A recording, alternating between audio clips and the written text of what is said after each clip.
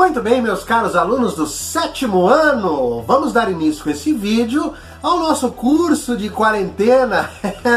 Não dá pra gente estar junto pessoalmente, então vamos de videoaula, sem problema, vamos fazer aqui. Nessa primeira videoaula, então, nós vamos revisar o que nós já vimos até aqui. Nós vamos então começar pelo capítulo 1. Lembra qual que é o capítulo 1? Já te falo, modernidade e monarquias nacionais.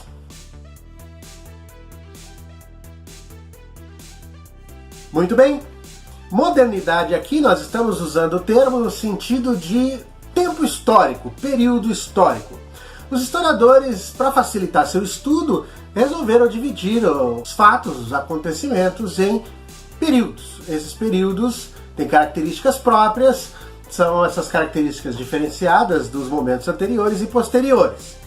É claro que não é num instalar de dedos que todo mundo muda completamente suas características e se torna uma coisa diferente. Evidentemente que não é assim. Os historiadores normalmente levam em consideração as sociedades que estão na vanguarda, que estão na frente, que estão começando as mudanças. E depois o fato de que as outras nações acabam sendo influenciadas e acompanhando o ritmo. Claro que cada povo teve seu desenvolvimento no seu próprio tempo, mas o período da modernidade, dá para dizer assim, ele reuniu mudanças gerais que aconteceram nas sociedades ocidentais principalmente. E no caso da modernidade, é um período de tempo que vai do século XV até o século XVIII. 300 anos, portanto, é entendido como o período Idade Moderna. Alguns entendem que o marco inicial do período moderno seria a queda do Império Romano do Oriente, também conhecido como Império Bizantino, e o seu final com a Revolução Francesa, assunto que nós vamos ver no ano que vem, no 8º ano. Então, durante esse ano, esse 7º ano, nós vamos percorrer as várias facetas aí da modernidade, Idade Moderna. Pois bem, nessa aula de hoje, então, vamos fazer uma espécie de comparativo entre as características que marcam a Idade Moderna com as características que nós vimos no ano passado, no 6º ano, que são referentes à Idade Média. Então vamos ver que a sociedade, a maneira de viver dos povos ocidentais mudou da Idade Média para a Idade Moderna. Repetindo que isso tudo é um processo lento, longo, vários fatos e eventos acontecem para que uma coisa que antes era de um jeito fique de outro. Então vamos fazer um pequeno comparativo aqui. Bom, uma característica marcante da Idade Moderna é o estabelecimento do capitalismo. Capitalismo no qual nós vivemos pela busca e acumulação cada vez maior de bens. Entendendo bens não apenas com dinheiro, embora dinheiro também possa ser bem, mas qualquer outra coisa que pode ser comprada ou vendida. Então aqui nós vamos incluir terras, nós vamos incluir mercadorias, etc., objetos, tudo que pode ser comprado ou vendido é entendido como bem. E na Idade Moderna isso é o que mais vai ter valor, mais vai indicar a riqueza de um indivíduo, de uma nação. Diferentemente da Idade Média. Na Idade Média nós tínhamos como principal valor a terra. A terra era o que valia. Ter local para plantar, colher, viver, ter segurança. Então, num período anterior, chamado de feudalismo, o feudo, que era um pedaço de terra que era doado pelo rei, as pessoas ao receber esses lotes de terra se tornavam nobres, né? Condes, marqueses, duques, etc. Ganhavam, portanto, status político e poder também. Então, de posse dessas terras, eles podiam administrá-las como bem entendessem. Eles poderiam distribuir aquelas terras para servos, em troca de trabalho, e em contrapartida o servo recebia a segurança de viver num feudo guarnecido pelo seu nobre. Essas terras eram quase independentes, eles tinham uma autonomia muito grande com relação ao rei. O rei não ficava pitando, dizendo o nobre, como é que ele tinha que administrar suas terras.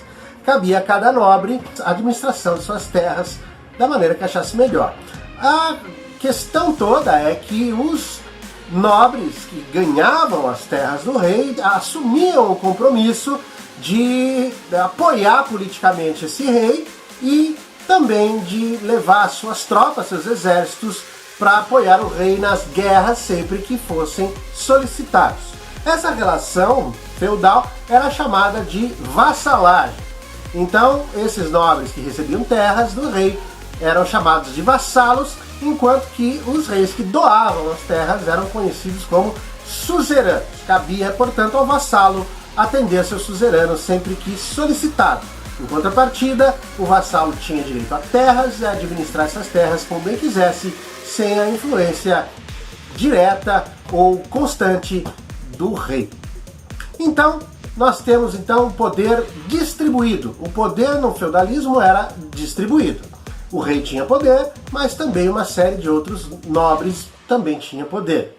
Já no caso da Idade Moderna, a relação se torna diferente. Então o dinheiro passou a ter um valor muito maior do que as próprias terras. E o acúmulo de bens se tornou uma busca desenfreada de praticamente todos os indivíduos. Por vários motivos que nós estudamos no sexto ano, nós vimos que o poder deixou de ficar distribuído por vários nobres e pessoas e passou a se concentrar cada vez mais na mão dos reis.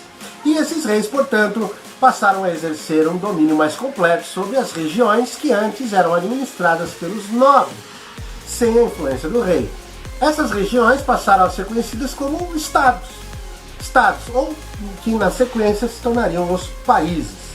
Dessa maneira, a relação de suzerania e vassalagem mudou para uma relação de soberania e súditos, né? Então o rei era o soberano, porque agora sim ele está acima de todos os outros. Antes do feudalismo você tinha um certo equilíbrio, aqui não, o rei está absolutamente acima de todos, por isso soberano, enquanto que as outras pessoas, sejam nobres, ou religiosos, ou servos, ou comerciantes, etc., passaram a ser súditos do soberano. Por conta do surgimento e do estabelecimento do capitalismo e da acumulação de bens, etc., uma classe social que já existia no feudalismo passou a ter cada vez mais poder financeiro, principalmente, mas no decorrer da modernidade passou a ter também poder político. Estou falando da classe dos burgueses. Os burgueses que eram os comerciantes que habitavam os burgos e não os feudos, né? Os burgos, as cidades. E esses comerciantes passaram a ter cada vez mais influência por conta do seu poder financeiro. Só que eles não tinham status de nobreza, porque para você ter status de nobreza você tinha que ter terras, e as terras eram concedidas pelo rei aos nobres. Então havia uma escalada, uma tentativa de escalada do poder dos burgueses para alcançar também a questão do governo, para poder administrar o país e governar auxiliando os reis e ter pelo menos o mesmo nível de poder que os nobres. É também característica da modernidade um evento famoso, ótimo, que nós vamos estudar especificamente e em detalhes, que é o Renascimento, né? Onde nós vamos ter um grande desenvolvimento nas artes, nas ciências, desenvolvimento de tecnologia, no pensamento humano. Vocês vão ver quando a gente estudar em detalhes. Esse Renascimento surgiu na modernidade. Outra coisa marcante da modernidade são as reformas religiosas. Na Idade Média, a religião cristã era fortíssima no Ocidente e exercia uma influência muito forte, inclusive sobre os reis, nos feudos, nas terras e tal. Aqui nós vamos ter um rompimento na igreja. A igreja meio que vai implodir de uma certa maneira, nós vamos ter separações, a própria igreja vai gerar um movimento que vai vir de dentro dela, pedindo para que mudanças sejam feitas no dogma, nas diretrizes da Igreja Católica. Ela vai se recusar, vai haver uma série de problemas, e isso vai acabar causando uma divisão e um certo enfraquecimento, por que não, da religião cristã junto à sociedade em geral. Nós vamos ver isso também em capítulo próprio. A última característica que eu quero destacar aqui hoje são as grandes navegações. É aqui na modernidade onde a tecnologia naval vai se desenvolver grandemente e vai permitir que os europeus naveguem grandes distâncias, mar adentro e tal, e vão descobrir várias novas terras que vão sofrer a influência desses reinos, desses povos europeus que vão procurar extrair desses locais grandes riquezas e também vão procurar se estabelecer nessas regiões. Então tudo isso é um aperitivo para vocês entenderem o que vem pela frente na modernidade. Eu vou destacar aqui agora um pouquinho das características dos estados nacionais. Então, esses estados que passaram a ter o domínio do soberano, do rei e seus súditos. Então, vamos ver como é que funciona. A primeira característica que eu vou citar aqui é a formação de tropas permanentes. O exército e até a marinha passaram a ser profissionalizados, né? Então, antes como é que era? No período medieval, você tinha lá os servos que tinham suas vidas, trabalhavam suas terras e trabalhavam para os nobres e assim por diante. Pintou uma guerra, eles deixavam de ser agricultores, lavradores, pegavam em armas e iam lutar.